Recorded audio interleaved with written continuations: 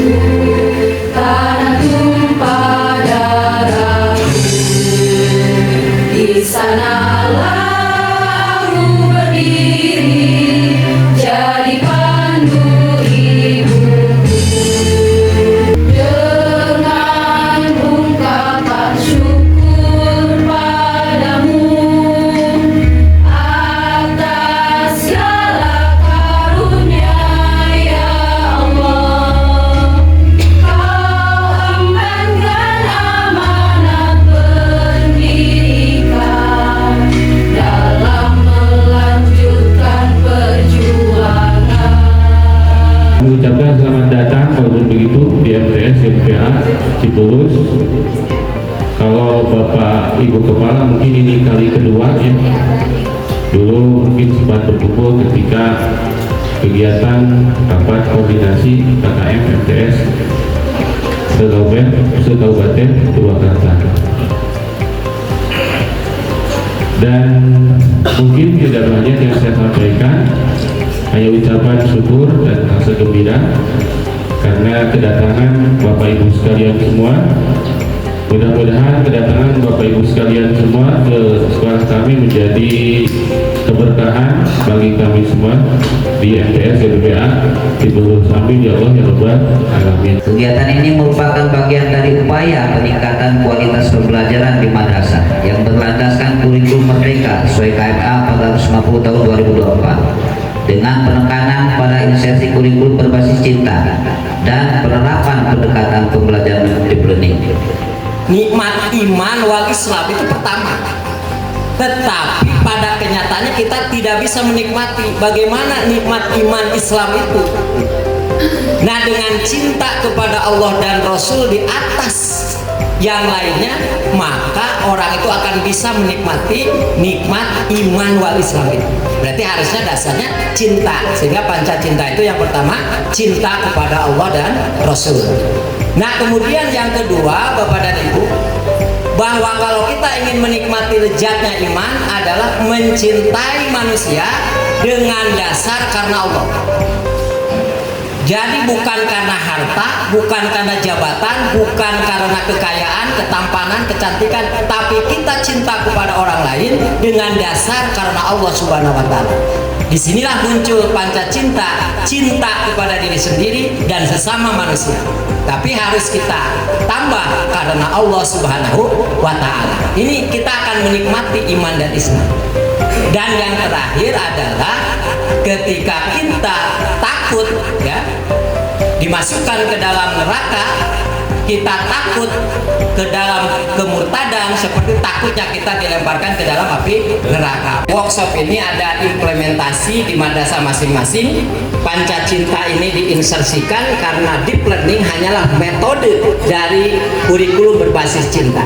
Cinta kepada Allah dan Rasul, cinta ilmu, cinta lingkungan, cinta diri sendiri dan sesama, dan juga cinta tanah air. Hubul waton minal iman, cinta tanah air bagian dari iman. Pendekatannya yang lebih menekankan pada bagaimana mengajak, membawa, membimbing anak-anak kita di kelas menuju kegiatan pembelajaran yang lebih bermakna.